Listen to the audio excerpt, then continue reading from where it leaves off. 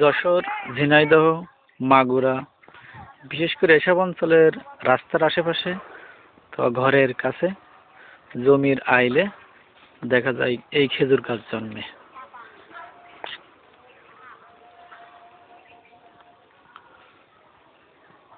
বছরে একবার শীতকালে এই খেজুর গাছ কাটা হয়, সেখান থেকে বাইর হয় মিষ্টি খেজুরের রস।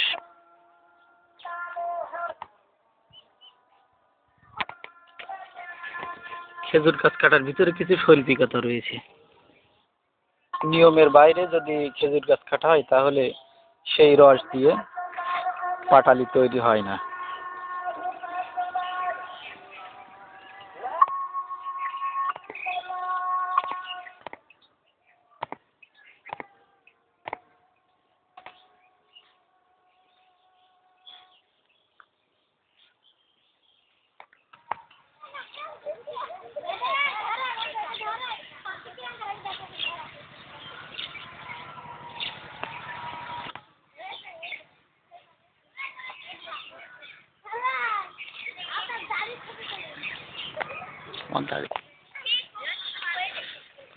ঠিক আছে,